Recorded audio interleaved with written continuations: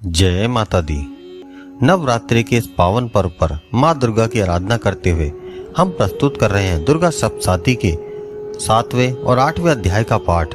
इस अध्यायों का पाठ करने से जीवन में हर प्रकार की नकारात्मकता ऊर्जा का अंत होता है और माँ दुर्गा की कृपा से सभी कष्टों से मुक्ति मिलती है। 7वां अध्याय में माँ काल रात्रि का प्राकट्य और उनके द्वारा शुंभ निशुंभ दो असुरों का संहार होता है, जबकि अष्टम अध्याय में माँ महागौरी का प्राकट्य और उनकी दिव्य महिमा का वर्णन है। इस वीडियो में जानेंगे 7वें अध्याय की कथा माँ कालरात्रि की शक्ति, 8वें अध्याय की कथा महागौरी की महिमा, दुर्गा सप्तशती पाठ का महत्व और विधि। माँ दुर्गा का आशीर्वाद पाने के लिए, जीवन में सुख और शांति प्राप्ति करने के लिए इस पाठ को जरूर सुने और अपने मित्रों, अपने परिवार में साझा करें। तो चलिए प्रिय भक्तों, शुरू करते हैं आज का पाठ। 7वां अध्याय चंद्र और मुंड का व्रत। महर्षि मेधा ने कहा, दैत्यराज की आज्ञा पाकर चंड और मुंड चतुर्नांगनी सेना को लेकर हथियार उठाए हुए देवी से लड़ने के लिए चल दिए। हिमालय पर्वत पर पहुंचकर उन्होंने मुस्कुराती हुई देवी जो सिंह पर बैठी हुई थी देखा। जब असुर उसको पकड़ने के लिए तलवार लेकर उनकी ओर बढ़े, तब अंबिका को उन पर बड़ा क्रोध आया और मारे क्रोध के उनका मुख काला पड़ गया, उनकी मुक्टियां चढ़ गई और ललाट से अत्यंत भयंकर तथा अत्यंत विद्युत मुख वाली लाल आंखों वाली काली प्रकट हुई, जो अपने हाथों में तलवार और पाशा लिए हुई थी। वह विचित्र खड़ाक धारण किए हुए थी तथा चीते के चर्म की साड़ी वह नरमुंडों की माला पहने रखी थी। उसका मांस सूखा हुआ था और शरीर केवल हड्डियों का ढांचा था, जो भयंकर शब्द से दिशाओं को पूर्ण कर रही थी। वह असुर सेना पर टूट पड़ी और दैत्यों का भक्षण करने लगी। वह पार्श्व राक्षसों, अंकुशधारी महावतों, हाथियों पर सवार योद्धाओं और घंटा सहित हाथियों को एक हाथ से पकड़कर उनके पकड़ अपने मुंह में डाल रही थी। और इसी प्रकार वह घोड़ों, रथों, सारथियों व रथों में बैठे हुए सैनिकों को मुंह में डालकर भयानक रूप से चबा रही थी।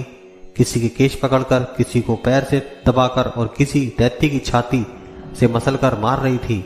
वह दैत्यों के छोटे हुए बड़े बड़े अस्त्र शस्त्रों को मुंह से पकड़कर और क्रोध से में भरकर उनको दांतों से पीस रही थी। उसने कई बड़े बड़े असुर भक्षण कर डाले, कितनों को रौंद डाला और कितनी उसकी मार से भाग गए। कितनों को उसने तलवार से मार डाला, कितनों को अपने दांतों से समाप्त कर दिया। इस प्रकार देवी ने क्षण भर में संपूर्ण दैत्य सेना को नष्ट कर दिया। यह देख महापराक्रमी चंड काली देवी की ओर पलका और मुंड ने भी देवी पर अपने भयानक बाणों की वर्षा आरंभ कर दी और अपने हजारों चक्र उस पर छोड़े। उस समय वह चमकते हुए बाण में देवी चक्र देवी के मुख में प्रविष्ट हुए और इस प्रकार दिख रहे थे जैसे मानो बहुत से सूर्य मेघों की घटा में प्रविष्ट हो रहे हों। इस प्रकार भयंकर शब्द के साथ काली ने अत्यंत जोश में भरकर विकट अट्टहास किया। उसका भयंकर मुख देखा नहीं जाता था, उसके मुख से श्वेत दांतों की पंक्ति चमक रही थी। फिर उसने तलवार हाथ में लेकर शब्द कहकर चंड के ऊपर आक्रमण किया और उसके केश पकड़ और उसका सिर काटकर अलग कर दिया। चंड को मरा हुआ देखकर मुंड देवी की ओर लपका, परंतु देवी ने क्रोध से भर अपनी तलवार से यमलोक पहुंचा दिया। चंड और मुंड को मरा हुआ देखकर उसकी बाकी बची हुई सेना वहां से भाग खड़ी हुई। इसके पश्चात काली चंड और मुंड के कटे हुए सिर को लेकर चंडिका के पास गई और प्रचंड अट्टहास के साथ कहने लगी, हे देवी, चंड और मुंड दो महादैत्यों को मारकर तुम्हें भेंट कर दिया है। अब शुंभ निशुंभ का तुमको स्वयं वध करना है। महर्षि मेधा ने कहा, वहां लाए हुए चंड और मुंड के सिरों को देखकर कल्याणकारी चंडी ने काली से मधुर वाणी में कहा, हे देवी, क्योंकि तुम चंड और मुंड को मेरे पास लेकर आई हो, अतः संसार में चंड मुंड के नाम से ख्याति होगी। 8वां अध्याय रक्त बीज वध।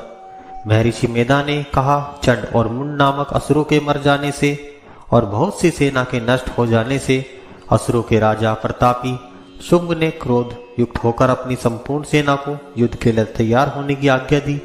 उसने कहा, अब उदायुध नामक 86 और असुर सेनापति अपनी सेनाओं के साथ युद्ध के लिए जाएं और कंबु नामक 84 सेनापति भी युद्ध के लिए जाएं और कौटिवीर्य नामक 50 सेनापति और धूमकेतु नामक के 100 सेनापति प्रस्थान करे। कालिका, दोहाद्र, मौर्य और काल के यह सब दैत्य भी मेरी आज्ञा से सजकर युद्ध के लिए कूच करें। भयानक शासन करने वाले असुरों का स्वामी सुम इस प्रकार आज्ञा देकर बहुत बड़ी सेना के साथ युद्ध के लिए चला। उसके सेना को अपनी ओर आता देखकर चंडिका ने अपने धनुष की टंकोर से पृथ्वी और आकाश के बीच का भाग गुंजा दिया। हे राजन, इसके पश्चात देवी के सिंह ने दहाड़ना आरंभ कर दिया और अंबिका के घंटे के शब्दों ने उस ध्वनि को और बढ़ा दिया। धनुष की टंकोर, शेर की दहाड़ और घंटे के शब्द से पृथ्वी और आकाश के बीच का भाग गूंज उठा और इसके साथ ही देवी ने अपने मुख को और भी भयानक बना लिया। ऐसा भयंकर शब्द को सुनकर राक्षसी सेना ने देवी तथा सिंह को चारों ओर से घेर लिया। हे राजन, उस समय दैत्यों के नाश के लिए और देवताओं के हित के लिए ब्रह्मा, शिव, कार्तिकेय, विष्णु तथा इंद्र आदि देवों की शक्तियां जो अत्यंत पराक्रम और बल से संपन्न थी, उनके शरीर से निकलकर उसी रूप में चंडिका देवी के पास गई। जिस देवता का जैसा स्वरूप था, जैसे आभूषण थे और जैसा वाहन था, वैसा ही स्वरूप, आभूषण और वाहन लेकर उन देवताओं की शक्तियां दैत्यों से युद्ध करने के लिए आई। हंस युक्त विमान में बैठकर और रुद्राक्ष की माला तथा कमंडलू धारण करके ब्रह्मा जी की शक्ति आई। वृषभ पर सवार होकर हाथ में त्रिशूल लेकर महानाग का कंकड़ पहनकर और चंद्र रेखा से विशुभित होकर भगवान शंकर की शक्ति महेश्वरी आई और मोर पर आरूढ़ होकर हाथ में शक्ति लिए दैत्य से युद्ध करने के लिए कार्तिकेय जी की शक्ति उन्हीं को रूप धारण करके आई। भगवान विष्णु की शक्ति गरुड़ पर सवार होकर शंख, चक्र, श्रांग, गदा, धनुष और खड़ग हाथ में लिए हुई आई। श्री हरि की शक्ति बारह का शरीर धारण करके आई और नरसिंह के सामने शरीर धारण करके उनकी शक्ति नरसिंह ही भी आई। उसकी गर्दन के झटकों से आकाश के तारे टूट पड़ते थे और इसी प्रकार देवराज इंद्र की शक्ति ऐन्द्री भी ऐरावत के ऊपर सवार होकर आई। पश्चात इन देव शक्तियों से घिरे हुए भगवान शंकर ने चंडिका से कहा, मेरी प्रसन्नता के लिए तुम शीघ्र ही इन असुरों को मारो। इसके पश्चात देवी के शरीर में से अत्यंत उग्र रूप वाली और सैकड़ों गिद्दड़ियों के समान आवाज करने वाली चंडिका शक्ति प्रकट हुई। उस अपराजिता देवी ने धूमली जाट वाले भगवान शंकर जी से कहा कि हे प्रभु, आप मेरी ओर से दूत बनकर शुंभ और निशुंभ के पास जाएं और उन अत्यंत गौरविले दैत्यों से कहिए तथा उनके अतिरिक्त और भी जो दैत्य वहां युद्ध के लिए उपस्थित हो, उनसे भी कहिए, जो तुम्हें अपने जीवित रहने की इच्छा हो तो त्रिलोकी का राज्य इंद्र को दे दो। देवताओं को उनका यज्ञ भाग मिलना आरंभ हो जाए और तुम पाताल को लौट जाओ। किंतु यदि बल के गर्भ में तुम्हारी लड़ने की इच्छा हो तो फिर आ जाओ। तुम्हारे मांस से मेरी योगिनियां तृप्त होंगी, क्योंकि उस देवी ने भगवान शंकर को दूत के कार्य में नियुक्त किया था, इसलिए वह संसार में शिव दूती के नाम से विख्यात हुई। भगवान शंकर ने देवी का संदेश पाकर उस दैत्य के क्रोध पर का कोई आर पार ना रहा और वह जिस स्थान पर देवी विराजमान थी वहां पहुंचे और जाने के साथ ही उस पर बाणों और शक्तियों की वर्षा करने लगी। देवी ने उनके फेंके हुए बाणों, शक्तियां, त्रिशूल और फारसों को अपने बाणों से काट डाला और काली देवी उस देवी के सामने आकर खड़ी होकर शत्रुओं को त्रिशूल से विदीर्ण करने लगी और खटवांग से कुचलने लगी। ब्राह्मणी जिस तरफ दौड़ती थी उसी तरफ अपने कमंडलों का जल छिड़ककर दैत्यों के वीर्य व बल को नष्ट कर देती थी और इसी प्रकार महेश्वरी त्रिशूल से, वैष्णवी चक्र से और अत्यंत कोप वाली कुमारी शक्ति द्वारा असुरों को मार रही थी और ऐन्द्री के बाजू के प्रहार से सैकड़ों दैत्य रक्त की नदियां बहते हुए पृथ्वी पर सो गए। वराई ने कितने ही राक्षसों को अपने थूतन द्वारा मृत्यु के घाट उतार दिया। दहाड़ों के अग्रभाग से कितने ही राक्षसों की छाती को चीर डाला और चक्र की चोट से कितने ही को विदरण करके धरती पर डाल दिया। बड़े बड़े राक्षसों को नरसिंह अपने नखूनों से विदरण करके भक्षण कर रही थी और सहनंद से चारों दिशाओं को गूंजती हुई रणभूमि में विचार कर रही थी। शिवदूती के प्रचंड अट्टहास से कितने ही दैत्य भयभीत होकर पृथ्वी पर गिर पड़े और उनके गिरते ही वह उनको भक्षण कर गई। इस तरह क्रोध में भरे हुए मातृगणों द्वारा नाना प्रकार के उपायों से बड़े बड़े असुरों को मरते हुए देखकर राक्षसी सेना भाग खड़ी हुई और उनके इस प्रकार भागता देखकर रक्तबीज नामक महाप्रकर्मी राक्षस क्रोध में भयंकर युद्ध के लिए आगे बढ़ा। उसके शरीर से रक्त की बूंद पृथ्वी पर जैसे ही गिरती थी, तुरंत वैसे ही शरीर वाला और वैसे ही बलवान दैत्य पृथ्वी पर उत्पन्न हो जाता था। रक्तबीज गदा हाथ में लेकर ऐन्द्री के साथ युद्ध करने लगा। जब ऐन्द्र शक्ति ने अपने वज्र से उसको मारा तो घायल होने के कारण उसके शरीर से बहुत सा रक्त बहने लगा और उसकी प्रत्येक बूंद से समान ही बलवान और महाकर्मी अनेक दैत्य भयंकर रूप में प्रकट हो गए। वह सब दैत्य रक्त बीज के समान ही बलवान और तेज वाले थे। वह भी भयंकर अस्त्र शस्त्र लेकर देवियों के साथ लड़ने लगे।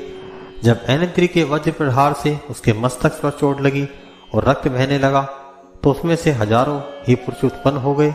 वैष्णवी ने चक्र और ऐन्द्री ने गदा से रक्त बीज को चोट पहुंचाई और वैष्णवी के चक्र से घायल होने पर उसके शरीर से जो रक्त बहा उससे हजारों महाअसुर पैदा हुए। इसके द्वारा जगत व्याप्त हो गया। कुमारी ने शक्ति से, बाराई ने खड़ग से और महेश्वरी ने त्रिशूल से उसको घायल किया। इस प्रकार क्रोध में भरकर उस महादैत्य ने सब मात्र शक्तियों पर पृथक पृथक गदा से प्रहार किया और माताओं ने शक्ति तथा शूल इत्यादि से उसको बार बार घायल किया। उससे सैकड़ों महादैत्य उत्पन्न हुए और इस प्रकार उस रक्त बीज के रुधिर से उत्पन्न हुए असुरों में संपूर्ण जगत व्याप्त हो गया, जिससे देवताओं को भय हुआ। देवताओं का भय देखकर चंडिका ने काली से कहा, हे चामुंडे, अपने मुख को बड़ा करो और मेरे साथ शस्त्र घात से उत्पन्न हुए रक्त बीज बिंदु तथा रक्त बिंदुओं से उत्पन्न हुए महासुरों को तुम अपने मुख में भक्षण करती जाओ। इस प्रकार रक्त बिंदुओं से उत्पन्न हुए महादैत्य को भक्षण करती हुई तुम रणभूमि में विचरण करो। इस प्रकार रक्त क्षीण होने से यह दैत्य नष्ट हो जाएगा। तुम्हारा भक्षण करने के कारण अन्य दैत्य नहीं होंगे। काली से इस प्रकार कहकर चंडिका देवी ने रक्त बीज पर अपने त्रिशूल से प्रहार किया और काली ने अपने मुख में उसका रक्त ले लिया। तब उसने गदा से चंडिका पर प्रहार किया। प्रहार से चंडिका को तनिक भी कष्ट नहीं हुआ, किंतु रक्त बीज के शरीर से बहुत सा रक्त बहने लगा। लेकिन उसके गिरने के साथ ही काली ने उसको अपने मुख में ले लिया। काली के मुख में उस रक्त से जो असुर उत्पन्न हुए उनको उसने भक्षण कर लिया और रक्त को पी गई। तदंतर देवी ने रक्त बीज को, जिसका भी खून काली ने पिया था, चंडिका ने उस दैत्य को वज्रबाण, खड़ग और त्रिशूल इत्यादि से मार डाला। हे राजन, अनेक प्रकार के शस्त्रों से मरा हुआ और खून से वंचित वह महादैत्य रक्त बीज पृथ्वी पर गिर पड़ा। हे राजन, उसके गिरने से देवता अत्यंत प्रसन्न हुए और माताएं उन असुरों का रक्त पीने के पश्चात उदात्त होकर नृत्य करने लगी। इसी के साथ दुर्गा सप्तशती का 8वां अध्याय समाप्त। जय मां दुर्गा।